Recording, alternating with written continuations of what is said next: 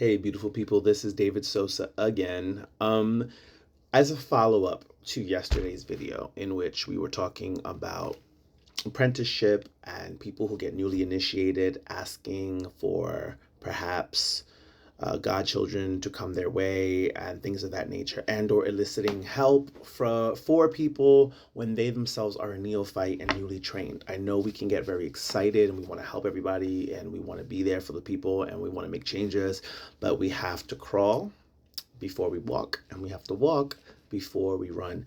And that is something you hear a lot of elders say in order to let people know, little by little, poco a poco, there's time to learn everything you can to further be competent and efficient as a priest for yourself first before you can start helping others. You have to see and activate the changes in your life first and foremost before you can do so for other people, right? And we see this principle in almost every spiritual principle ever.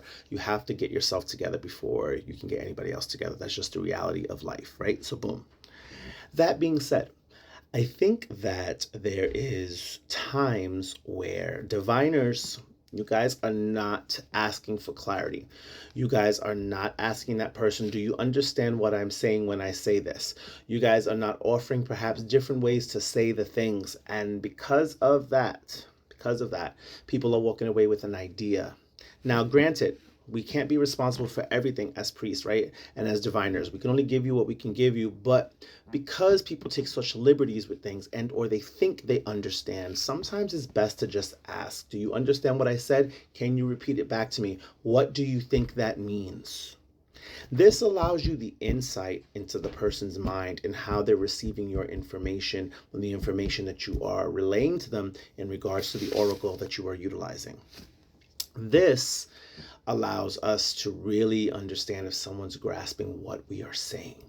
So in regards to someone saying, one second, in regards to someone saying that they are perhaps the first daughter of Obatala, let's just say this is someone that we came across yesterday or that's been around for a little bit on this app, then was there divination stating that in this sign that fell or in this ordu that fell, perhaps this is where the first child of Obatala is born or the first children of Obatala are born, and she took that out of context and now is superseded in her head that she is this main figure, this main character energy where there need not be? We don't know. There is also the idea of Iami and people who claim to be Iami or claim to have whatever to Iami.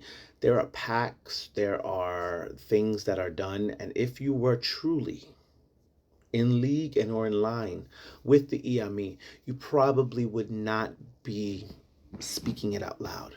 You probably would not be stating that and inviting people into that mix, because these are sacred secrets specifically, and you would know this had you been initiated into anything and received anything or had these particular pacts. And so it should raise red flags for those of you who don't know that. Please understand that. But we never, like, I never would walk around and be like, oh, I'm a child of Oshun and my literal Ocha name means a person or human of Oshun. It's a complete mark, a stamp from Oshun to my Leri, right, to my Ori, to state that I am definitely her child. That being said, you don't see me on the apps or in any place have I ever introduced myself as I'm the human of Oshun. I'm that bitch. It's just not that serious. It don't make no sense to even think like that, because when you understand how each person and each orisha has their position, has their own ashe, and each person who is in line with this and or getting aligned with it has their own and is trying to maintain and navigate through this life. There's no need for all that, right? Not to mention, as a child of Oshun, Oshun has leadership within the Iyami. She has leadership amongst the Ajay, right? She has a lot of things that she has aligned herself with politically, spiritually, power-wise within the dynamics of the Orisha and or the pantheon, homicide pathology. New York medical stuff, right? And so we have to not get haughty. We have to not get full of conceit, pride, arrogance. Quite the opposite. You should be honored to be entering into the priesthood in the Awo of said Orisha. But the Awo is more about how you are living your life while having this Orisha now initiated into those secrets. How are you utilizing and accessing those secrets to better yourself? How are you utilizing the ritual death of allowing an old you to be left at the river, so to speak, so you can come back different, so you can carry a different name, a different destiny, a different purpose? That's the goal. Give a testimony. You want to brag, give a testimony how you've changed with the Risha, how your life has been enriched, how you've had better since then, how you've allowed Orisha to step forward and step in your life. Big difference. So I really urge those who are diviners to be clear, to be extra clear when you are reading someone in this, that they understand what you're saying and they're not taking it out of context. I've seen it done plenty of times, and I think that because of that, it's not just the person who's at the mat receiving the reading, but it's the person on the mat giving as well, to make sure we're doing our part, to make sure we are informing people the best way and in the most clearest of fashions.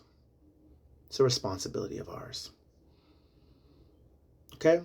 So I just wanted to put that out there. I hope that makes some more sense. I'm trying to have grace for people because people can be perhaps fed something and don't know how to digest it.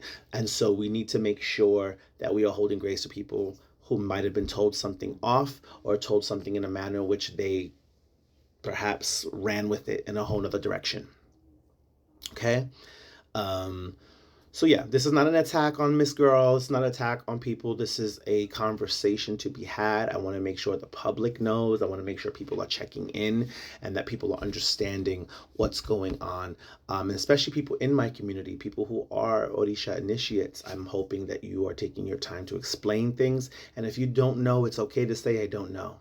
If you don't know, it's okay to ask your elders and corroborate and ask people and get some information and do all the things you need to do to have an answer to provide to your omo, to the person that you've crowned or initiated. Okay?